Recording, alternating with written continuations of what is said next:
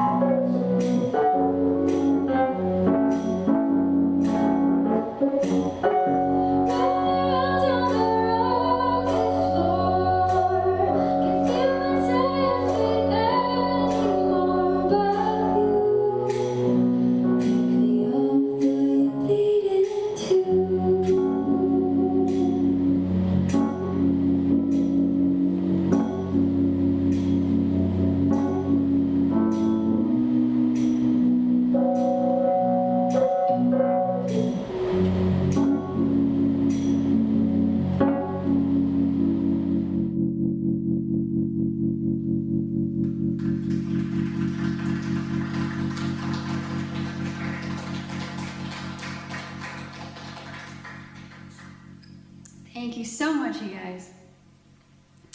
And this next one is actually a tune that I wrote during COVID, and I was maybe a little bit frustrated with people's lack of being able to connect anymore.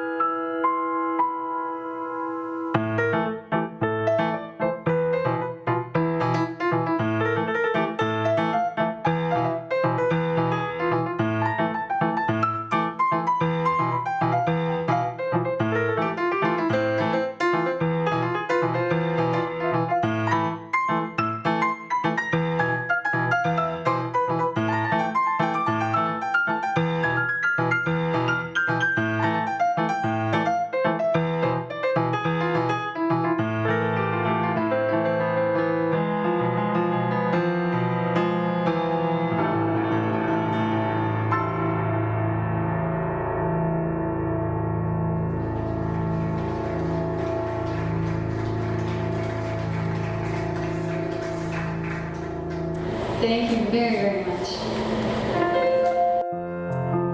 This tune is a bit of a bluesy one that I wrote when I was feeling a little bit,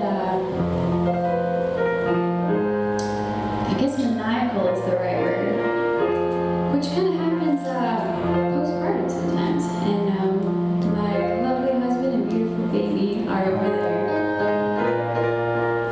And that's Quinn, that's little Elsie. And thankfully I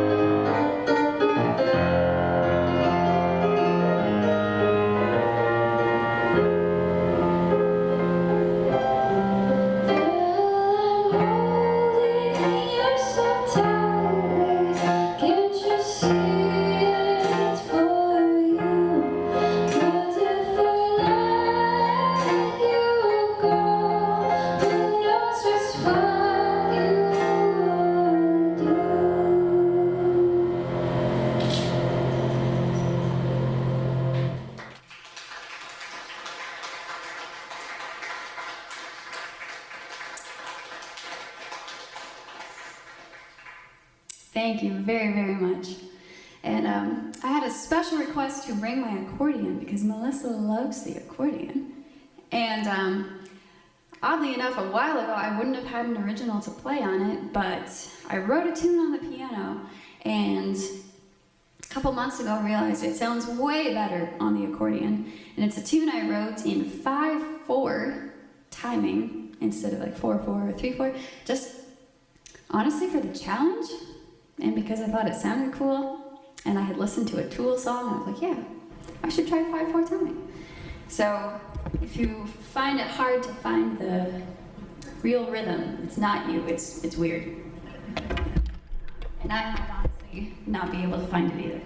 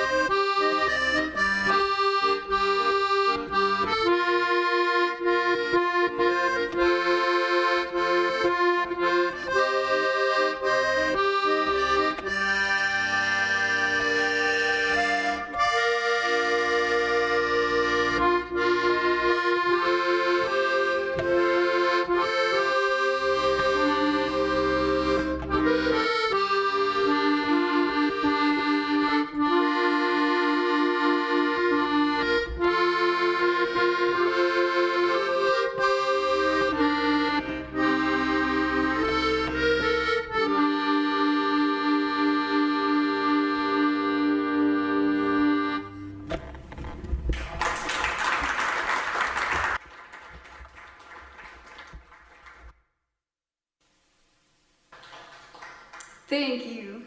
Accordion's a bit of an odd instrument, I guess, and people in my family, a couple of my aunts played it, and so I knew how to play like one song and found one at a pawn shop, so decided a couple years ago to pick it up, and it's pretty fun, I gotta admit. And it's basically a piano with invisible buttons that you can't see, so that's fun.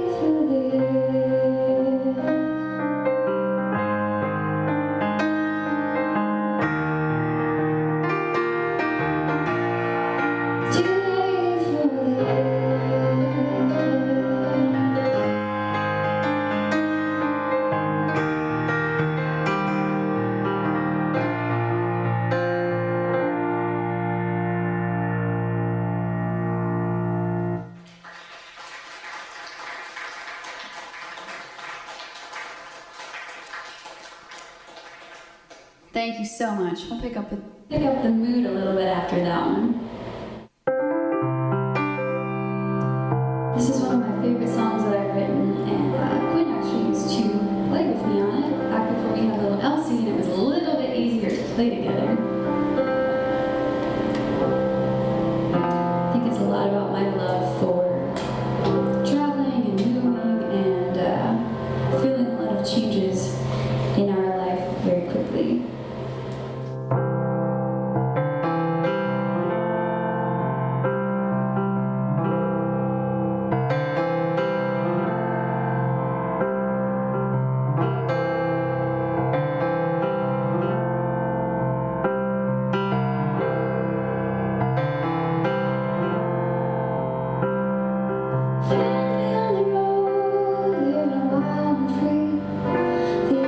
Time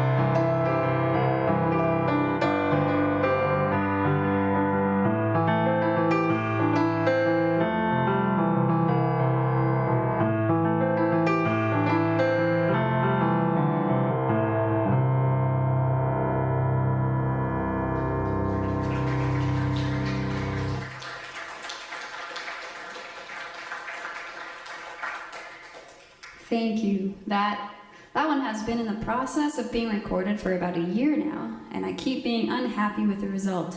So someday, it'll get put out there.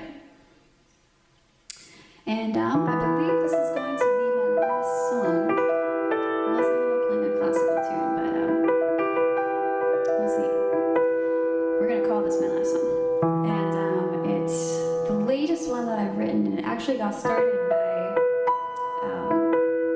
my husband taking us a different way home. And normally I'm all about that, and I was kind of upset about it because of little Elsie, and I was like, this is gonna take longer, and there's deer and blah blah blah blah. And then I got really sad on the way because I realized I used to love this stuff. I used to love taking the long way home and like going out around instead of going the straight route, and just taking our time doing things and enjoying them. So that's kind of what birthed this song a little bit.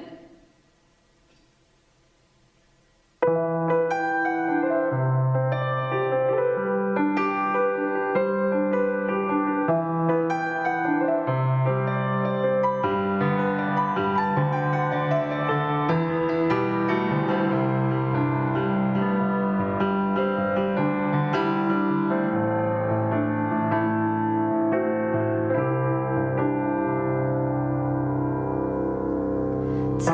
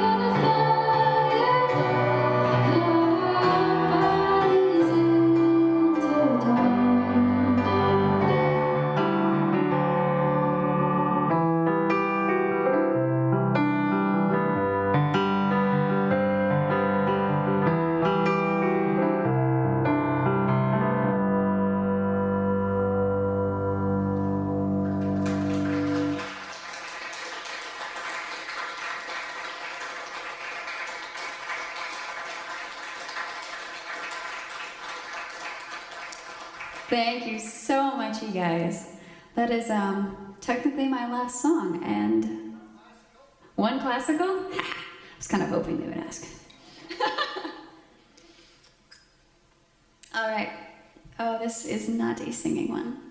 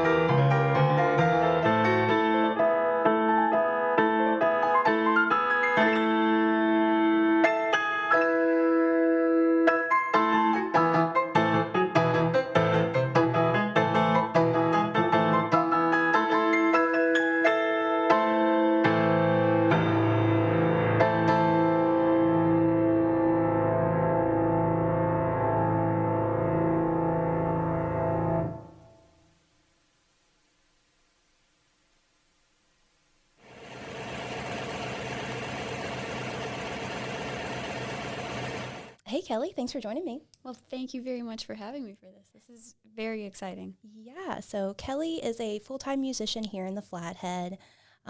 She plays keyboard and accordion, and since she sings. I thought a good place to start would be if you could tell me how you got into playing music. Absolutely. It was in my family. My grandparents were Amish. My parents are Mennonite, and Amish people aren't supposed to play music, but my grandfather picked up the guitar and played anyway when he was young, and I think he probably taught my grandma, and then they taught their kids. I've got obviously my mom, my aunts, my uncle, and they all play guitar. So through that, I guess music would run on my mom's side, and then I had piano lessons when I was a kid, got classical training from a phenomenal lady named Penny McKee, and it just clicked for me. Like, my mom didn't have to hound me to continually practice and whatever I wanted to. So I took lessons, and then as I kind of became a teenager, I switched a little bit more to playing by ear, and I would write songs a bit, but they were always just depressing little songs, so I just kind of stopped because I felt stupid. And then I eventually, obviously, when I landed out here, I kind of got into the music scene. So that was my beginning as a musician. Yeah, that's neat. So throughout that journey, what point were you like, oh, this is something I could do as kind of like a job? That was probably more so when I moved to Montana. And I think it started by me seeing how many weddings there were. I kind of landed into the wedding industry and started playing through that. And I'm like, oh, there is actually money to be made through here. Like, it doesn't just need to be for me. Where I was from in Ohio, Amish country, there isn't a music scene because there's not that many people that play, and there aren't really bars and venues and stuff like that. So it never had even entered my mind when I was growing up that would be something that I would do. Yeah. So with music running in your family like that, since you've started doing this, what is the reaction from your family? It's been mixed reactions. With the way I grew up, it's definitely very Christian-based and probably a little bit more like hymns-based. And so the fact that I don't play Christian music has been a bit of a sore in that aspect. And I know my family is proud of the fact that I play music. They would just wish that it was in a different avenue. So it's been kind of maybe sometimes a sore topic, between me and my family. Tell me how you got into playing the accordion. That is actually something that my mom and two of my aunts played. I have absolutely no idea how they got into it, and that's something that I need to explore. And I only heard my mom play the accordion probably 3 times, and I was very young, and I just remember it weighing 575 pounds, and that's probably why she didn't play it more, because it's just this massive beast. And a couple times, I messed around with it a little bit, but it was always way too big for me anyway. And when I moved out here, I remember I talked a little bit about an accordion, and one of my friends was at a pawn shop, and she's like, hey, there's an accordion here. You should come get it. Whatever, I'll go check it out. So I went and checked it out, and I could play one little tune, and I played it, and the guy just gave it to me for half off because he's like, you can play a song. You can have it. So I was like, okay, why not? So I bought it, and it was pretty easy to learn just because I can play piano, and it's got the little keys. The button side is obviously a bit of a learning curve, but it just kind of fell into place, and I love it. What kind of stuff do you play on the accordion? Because, there's not very many original pieces for the accordion. No. I guess yeah. No, there aren't. I play some Irish tunes. So growing up, the one thing I could kind of get away with listening to that wasn't Christian was Irish music. So I have a pretty real appreciation for that. And back then it was pretty chill Irish music. And nowadays I love Flogging Molly, Dropkick Murphys, that type of stuff. And so I just play some tunes from them, and then sometimes I play like a little bit old school country on it, or an original, or just anything random like that kind of has like an accordion beat, like a da da da da da. It just works like a waltz beat, I guess. And I like just throwing random songs onto the accordion and seeing how it sounds. Is there like a genre? I mean, clearly you do a lot of singer-songwriting stuff, but is there like a genre where you feel like your heart is really like called out to? Definitely. I think that would be folk music. I like the style of writing. I like storytelling writing, which I think shows kind of in my originals a little bit. And it's just kind of a comforting type of music for me to listen to and to sink into. And whether it's like on in the background and just like helping me do what I'm doing, or whether I'm intentionally listening to it, it's good for both of those. And so I think, and interestingly enough, you know, folk, Irish is also kind of folk, and I think it all just kind of melds together in why I like that style of music so much. Yeah. And so when it comes to songwriting, speaking of songwriting, what kind of things in your life inspire you to write songs? As you had mentioned earlier, I think a lot of it is family, and I think some of that comes from my growing up years. That area maybe doesn't express emotions very well, so you hold a lot inside. And so even when I was a little kid, writing something down would kind of be my way to put out my feelings, my emotions, even if it was just for me, like even if only I ever heard that song. And so I think even living here now, I have not always been very well at expressing myself, expressing my feelings, my thoughts, my emotions, anything going on in there. I just kind of liked to hold it all inside. Then it would build up, and then I'm like, I have to put this somewhere. And so I'd write a song. And so I think a lot of my earlier songs are just like, you can feel a little bit of that energy. They're kind of sad. They're kind of dark. They're a little bit like, just not oppressed. That's not the right word, but there's Angsty? Yeah, exactly. There's a lot of that in them. And thankfully, over the years, I have learned to let go of that way of living and express myself a lot more freely. And so I think that also shows in my songs. But that is definitely what started the way I wrote things and why I wrote things. And now I have a lot to write about. I have a lot of love, and I have family, and I love my family. Nothing I say I mean to put them down. I love them. And I have that song about, it's my great-grandmother, and she was an incredible woman and had extremely hard years. And she was just inspiring to me. I didn't see her a ton, but I saw her enough that she was a bit of a role model, and I just felt the need to write a song about her. And kind of in that folk vein of like a story, her life was just a story that I wanted to put into a song. So those are probably two biggest factors for my songwriting. Yeah.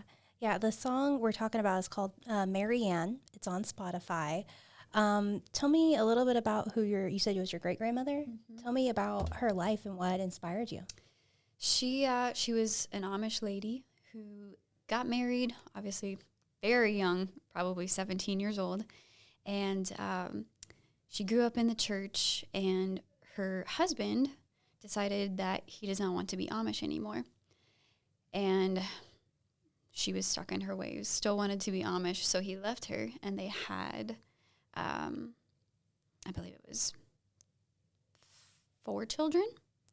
And so she raised these 4 children, 4 girls, all by herself on a farm. So she's milking cows, she's taking care of fields, she's raising babies, homeschooling potentially, or Amish school, I'm not sure, all by herself. And it was just a lot of hard work and a lot of pain that she had to go through, because she saw him, every now and then as he'd come back to see his girls and whatnot. And just that decision for her had to, I feel like it would have killed me. And she just handled it gracefully and was an extremely strong woman doing that. And because of that, she was kind of ridiculed in the Amish community because they don't get divorced. And here she is divorced, so she's looked down upon. Her daughters were treated pretty badly in school because the other kids would make fun of them that they don't have a dad around. And it's different when it's not a death. A death is something that they can respect, but a divorce, like I said, is just a no in the Amish community. And so for those girls to have a dad that left them brought them quite a bit of grief from peers. Yeah. Wow, what an amazing lady. I mean, I can tell just by the way you talk about her, though, that the gratitude that your family has for her really got passed down. Very much, yeah. So what's your experience playing here as a full-time musician here in the Valley? I honestly feel really, really lucky, considering, I mean, to me, it doesn't feel like a small town because I grew up in a very small town, but to most of America, you know, Kalispell, Whitefish, Big Fork, they're very small towns. So considering that, there is so much live music to be had, and I know myself and quite a number of other musicians play music full-time, and that's, considering we're not Nashville, I think is a pretty impressive feat. And there's so many venues that are open to live music, new venues, old venues that haven't had it before, whatever. It's just, people are very open to it and appreciative, and you know, the fellow musicians locally are amazing. From what I've seen, there's a good support system. They're good at this, oh, I can't play this. Do you want this gig? Like we work together. And I think that's beautiful. And, you know, you don't harbor information. You share, because I think all of us musicians that realize how good we have it, we want to help each other. And we want to share this benefit, this blessing of living here and being able to do what we love, which is pretty rare. I think a lot of places you live that are bigger than this don't nearly have this music scene. And so I think it's beautiful that most of the musicians in the Valley just share this with each other and have good attitudes and good sportsmanship. So we tend to see a lot of men build on acts around here. I know there's other women musicians playing in the Valley, but tell me about your experience as a woman playing music. It has mostly been amazing, and I think I've actually found a lot of appreciation in a number of venues that I am a female musician, or the other female musicians that roll in. They're very appreciative of them because, like you said, there aren't as many as there are male musicians. Mm-hmm. And that's probably a whole rabbit hole of why, and I'm not going to go in there. And there's definitely been a couple venues that I and other women have to avoid just because of that, and that part of it is very unfortunate, and it's frustrating when I can't play a venue because of inappropriate behavior. And so that side of it, I don't know, does that sometimes keep women from being in this industry or not? I can't say for sure, but I feel very lucky to be in it. And I wish there were more women. I wish there were more women with babies doing it, because they are inspiring and it is really hard. Yeah, because you just had a little one yourself, right? I did 6 months ago, and I think I started playing again maybe 2 to 3 months after she was born. Yeah. And it's a juggle. How does that change things? I can't just up and leave whenever I want to. I can't be gone as long, and babysitter, her dad, you know, all of that stuff, it just kind of adds complications. I used to, you know, love late gigs. I loved like the 11 to 1s or whatever, and now it's just, I avoid those if at all possible. It just adds definitely a complicated layer, and sometimes she comes to the gigs, sometimes her dad is kind enough and brings her to the gigs, and that's amazing, but sometimes she can be distracting. She screams, and it's like, it's your baby. And you're like, oh, no. But I'm up here trying to be professional, and it's just a different game. Do you think that she likes live music? Can you tell? She definitely does. Back in her newborn days, I think she was so used to hearing me play from like 6 to 9 every evening, and she'd scream around those hours, and we're just like, what do we do with her? And we figured out playing music, preferably loudly, gets her to calm down. And I think, like, especially during those hours, and I think she's just so used to it. And now, you know, I hold her sitting at the piano. She'll thunk around on a couple notes. She watches her dad play guitar, just watches his fingers. She is mesmerized. You guys are raising another musician. Yeah, I think so. Are you working on anything currently? Any big projects coming up? Yes and no. I wish I could answer that question with like, yes, I have this massive show coming up or an album, and albums are very expensive. I want to put out an album. I have the songs to do it, but not quite the means at the moment. So it's a bit of an odd answer to that question. Very recently, a little bit of backstory, I guess. We found out that our landlord sold the house that we're living in. And with rent and interest the way it is these days, we ended up deciding to buy an RV, and we're going to hit the road, and we're going to do a little tour. Cool. So, you know, we might follow the ocean for a bit. We might duck into some towns that we know are good music towns. So that's kind of our plan, probably starting maybe November, and just do a bit of exploring, do a lot of music playing, do a lot of writing, a lot of experience. We decided no time like the present to do something like this. Yeah. Oh my gosh, that's going to be so fun. Yeah. I am nervous. Nervous to live on the road, but I'm excited. Yeah, that's going to be super fun. Are you playing anywhere in the Valley before you guys take off on that trip? Definitely. I'm playing a lot of venues in the Valley. One of the latest things I'm playing in is the Second Story Band, which is we're going to be a lot of different things, but currently we are a 1940s jazz cover band of like pop covers. So that's been really fun, and that's in Whitefish, what used to be the old Casey's, and now I believe the downstairs is called Urban Omni, and then the second floor might just be called the Second Story. I'm not sure. Gotcha. So we're doing that. We were doing it every Thursday and Friday, and then I think in September it goes down to just Fridays. But then other than that, I mean, yeah, a lot of the breweries, wineries, lodges, anything like that. It's keeping me pretty busy. Cool. Do you have a Facebook page or an Instagram? I do. It is Kelly Diane Music, Facebook and Instagram.